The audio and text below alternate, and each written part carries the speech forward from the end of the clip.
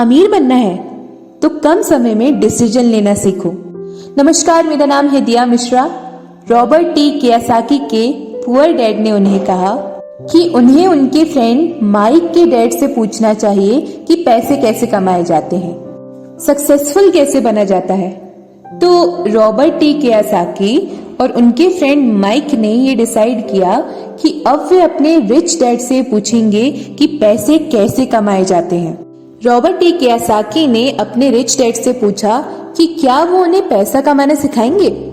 इस पर उनके रिच डैड ने एक शर्त रखी और शर्त ये थी कि वो बच्चे अपने रिच डैड के साथ काम करते हुए सीखेंगे, ना कि क्लास में बैठकर लेक्चर सुनते हुए।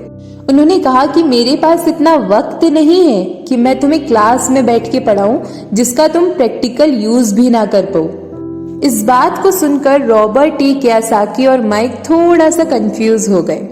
वो समझ नहीं पा रहे थे कि उन्हें हाँ कहना चाहिए या नहीं।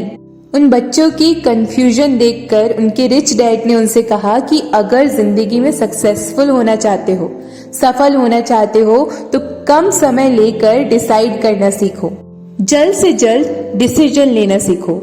उन्होंने जल्दबाजी करने को नहीं कहा, लेकिन जितना कम हो सके उतना कम समय लेकर सही निर्णय लेना जिस इंसान को आता है वो जिंदगी में हमेशा आगे जाता है। यही उनकी सीख थी। और फिर बच्चों ने डिसाइड किया कि वो खेल छोड़कर सीखने का विकल्प चुनेंगे, काम करने का विकल्प चुनेंगे, ताकि उनको ये समझ में आ सके कि पैसे कैसे कमाए जाते हैं, अमीर कैसे बना जाता है।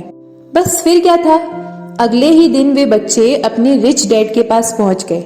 उनके रिच डैड ने उन्हें एक शॉप पर साफ सफाई का काम दिया। अब क्योंकि उस वक्त एसी और इस तरह की चीजें ज्यादा चलन में नहीं थी, इसलिए मोस्टली दरवाजे खुले ही रहते थे, जिसकी वजह से सामान पर हमेशा धूल जमी रहती थी और इस काम के उन्हें 30 सेंट मिलते थे। इस तरह से उनके पास एकदम भी पैसे नहीं बचते थे। वो परेशान रहते थे और एक दिन इसी से परेशान होकर उन्होंने माइक से कहा कि अब मैं काम नहीं करूंगा, या तो वो मेरी तनख्वाह बढ़ाएं या तो मैं काम छोड़ रहा हूँ। उसके बाद 9 साल के रॉबर्ट टी कियोसाकी और उनका दोस्त माइक अपने रिच डैड से मिलने पहुंचे। वहां पहुंचकर माइक बुरी तरह से रो पड़े और उन्होंने अपने रिच डैड से कहा कि डैड, आपने कहा था अगर मैं आपके लिए काम करूंगा तो आप मुझे पैसा कमाना सिखाएंगे।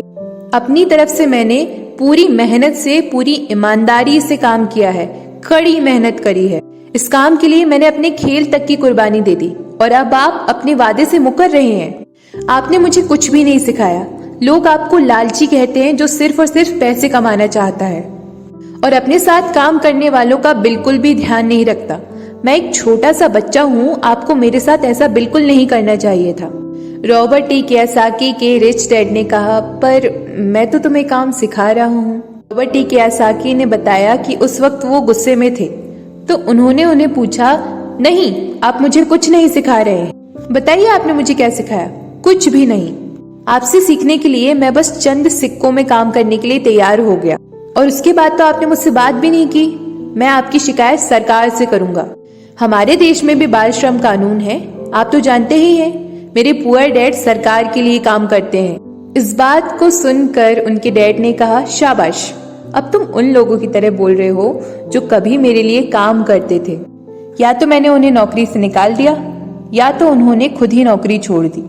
रही बात तुम्हें कुछ सिखाने की, कौन कहता है कि मैंने तुम्हें कुछ नहीं सिखाया? पिछले दिनों तुमने जितना भी काम किया, जरा सोच के देखो, क्या सिखाने का मतलब सिर्फ लेक्चर देना या भाषण देना ही होता है?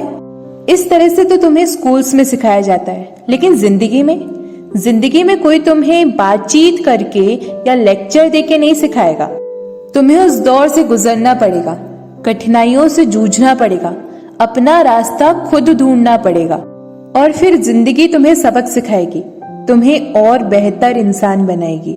सच ही तो है, जिंदगी में तमाम मोड़ आते हैं, ऐसे पड़ाव आते हैं जहां हमें धक्का लगता है, ठोकर लगती है।